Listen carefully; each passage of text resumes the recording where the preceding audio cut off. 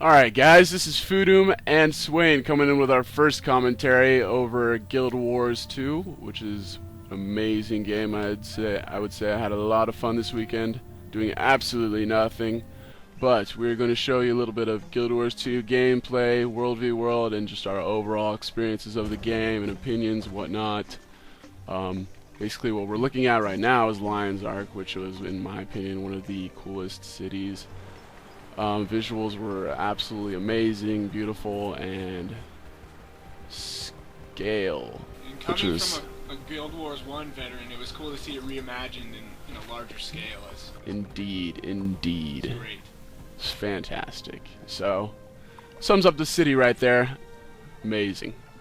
But we're going to show you a little bit of World v World gameplay right now. Personal opinions, World v World with against PvP. If I was to compare one or the other, I would have to say I enjoyed PvP slightly more because things were just, in my opinion, a little bit more organized as far as battles and whatnot. Probably because what we played in World v World was just literally not very organized. It was more off to the side battles rather than, hey, let's get this keep or whatnot. We actually did it one time at the end of the video, but more or less my World v World experiences were like this, and it was just, as you can see, a fucking mess. Like, I don't even know what was going on here. But yes, what would you say about World v World, Ian? I liked it. I liked it a lot, actually, when we started playing it near the end of the weekend. But I did not like that there was a very small amount of reward for what you did. Like, if you defended a keep, I mean, you got some, but it wasn't like you could use this as a legitimate separate path to really level up your character. I assume, especially later on, as you keep going throughout the game, it's going to be incredibly a lot harder to level in PvP than it would be in PvP. Yes, very true. Yeah, I mean, I saw how it was necessary to spawn so far away so people couldn't just spam keeps and keep all their people there if they died, but I mean, it was kind of frustrating literally having, if you died, you knew you had a 5 to 6 minute run ahead of you every time. Yes, yes. Although it was very fun, I must admit. I felt like throughout all these battles, I don't know. Obviously, I played a human ranger. I tried out most of the classes and professions. Yes, great sword ranger. Whew. Got heckled quite a bit about that. I have a little bit of great sword gameplay. We'll get to that later. But I'd have to say my human ranger experience was quite enjoyable. I just died there. That was quite tragic. Oh well, but I felt that here's the great sword, heyo. I felt that through most of my experiences I enjoyed it a little bit, but I felt a little underpowered at sometimes. Most likely because I was just not attacking the right thing, but hey, that sucks for me. And that is fantastic right there. What is more satisfying and rewarding than throwing a fucking flag in someone's jugular? I don't think there's anything. So here's what you're talking about, the little bag of loots that you'd get from kills.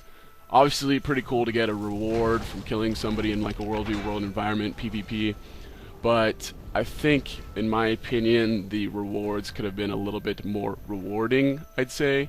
Because, what did I get there? It was like some stupid little... It wasn't that great. So I think, though, World v World, they could make separate items for PvP. That would be kind of cool.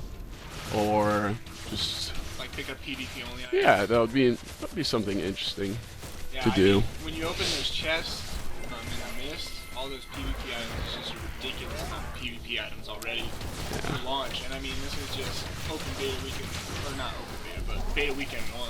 It's gonna be great. I mean, as far as PvP goes, I mean, you're gonna have so much stuff to unlock. Even at launch, it's gonna give you a lot of replayability once you hit the peak of new level. Yes. Level 80. And that was nice, and PvP being scaled up to level 80, I must say. It was quite nice having 17,000 health. But you could tell the difference.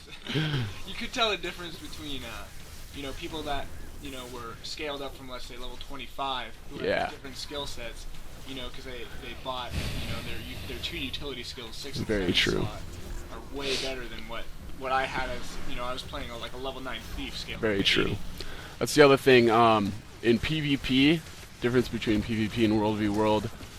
PvP actually allows you and gives you the opportunity to take advantage of all those skills even when you don't have them at level 1. In World v World, it's actually different. You have your gear, your abilities, and you have to use that. So let's say you played World v World at level 1, you'd only have your abilities, you wouldn't have access to all the abilities like you do in PvP, and I thought that was kind of cool. You get to harness the real action and see what your character is actually like about. Like that's basically what I did when I was trying out all my characters to see what I wanted to play, what professions I was interested in. I would go in PvP as level 1 and see like, did I like these moves? Did I like these combos? Like how this guy works? Although it was a little bit confusing, and I thought like, obviously not having the experience of leveling up my abilities like passively and having like the practice that I did with them, it was actually a lot more confusing. But other than that, it was fun being able to practice out all those classes. Yeah, and this gameplay actually is where we had, you know, we were part of Green. We were in the server Scavenger's Causeway because we were in Eternal Grove, I think it was earlier, and yes. the queues and the overflows were just getting ridiculous, so we went to a lower population server. My god.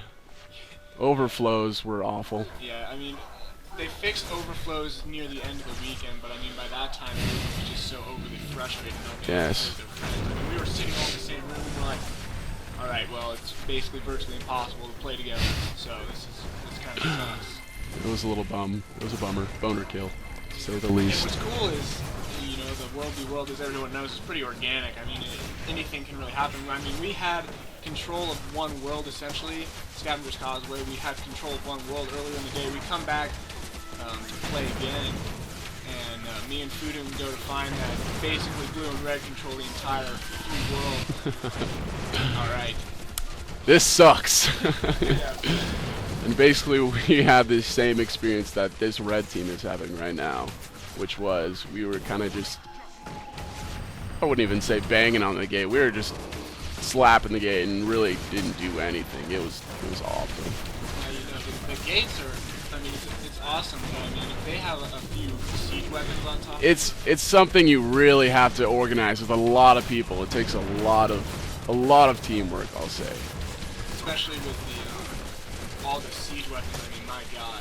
Yeah, we literally used that to our advantage. A couple of these. That's like a lava bucket. She pours that down on people that are banging on the door, and it just almost instant KOs them. It's pretty lethal, I'll say. And then you were on it was like some ballistic arrow cannon thing that was just literally tearing people to shit. It was amazing. That thing has range beyond belief. I mean, in this gameplay, I mean, we were defending these keys, and if you look back into the hills, I could literally almost fire back into the mountains.